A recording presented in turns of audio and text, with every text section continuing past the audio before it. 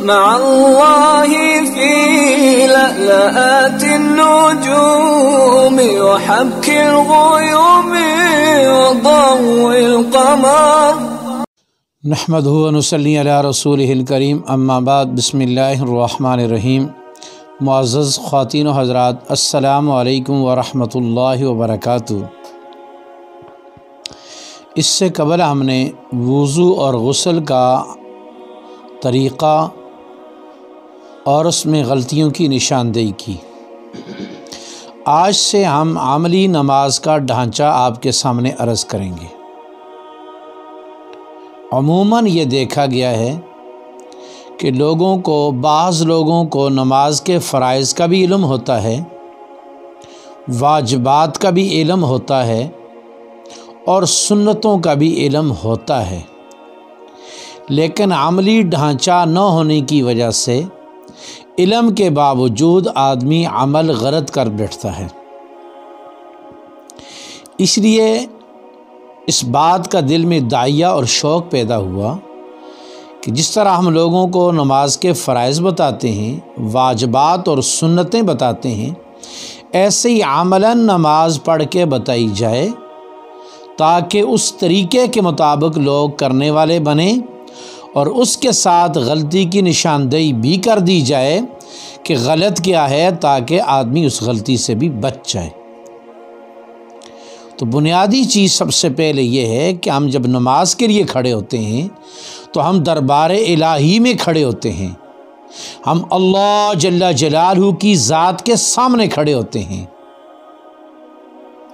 تو اس بات کا تقاضا ہے کہ ہماری اس وقت وضع اور ہمارا ظاہری لباس یہ ستھرا، صاف اور معیاری ہونا چاہیے۔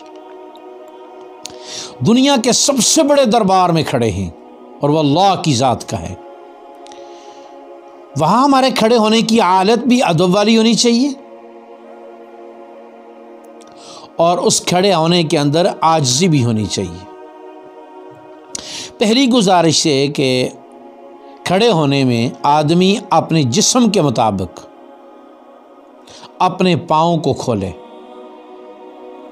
عموماً لوگ پاؤں کو بہت پھیلا لیتے ہیں یا کچھ لوگ سمیٹ لیتے ہیں۔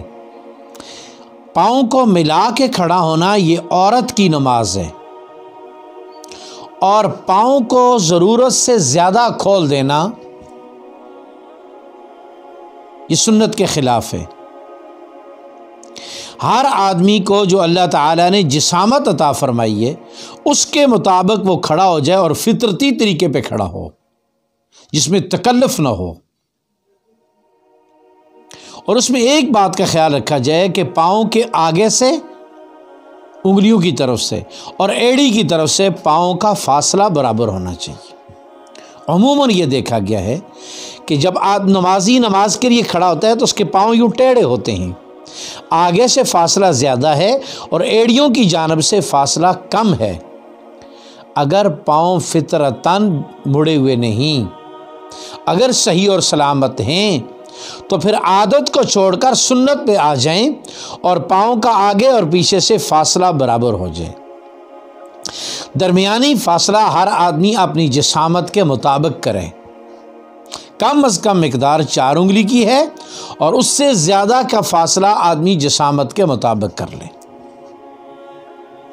اور پھر سیدھا کھڑا ہو اور اپنے دونوں ہاتھوں کو یوں نیچے لٹکائے، دونوں ہاتھوں کو نیچے لٹکائے، دونوں ہاتھ انسان کے لٹکے ہوئے ہوں۔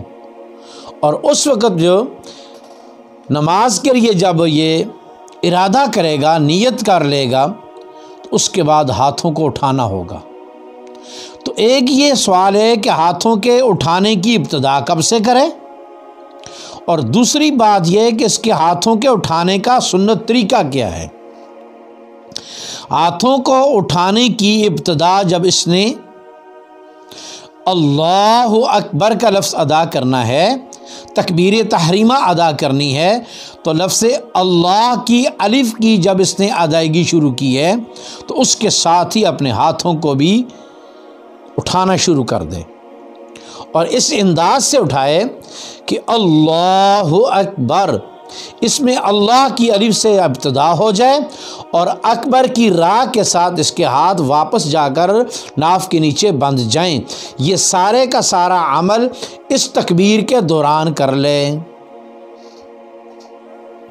اس طرح کرنے کا سب سے بڑا فائدہ یہ ہوگا کہ نماز میں اس کو توجہ حاصل ہو جائے گی، اور نماز میں بنیادی چیز یہ بھی ہے کہ انسان اللہ کی طرف متوجہ ہو۔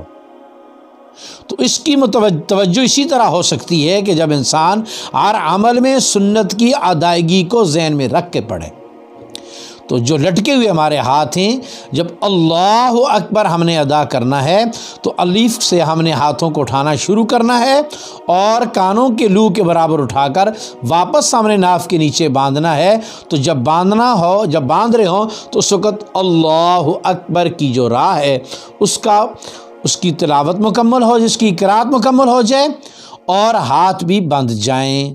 ایک عمل تو یہ ہے۔ دوسرا عمل یہ ہے کہ ہاتھ کہاں تک اٹھانے ہیں اور کیسے اٹھانے ہیں۔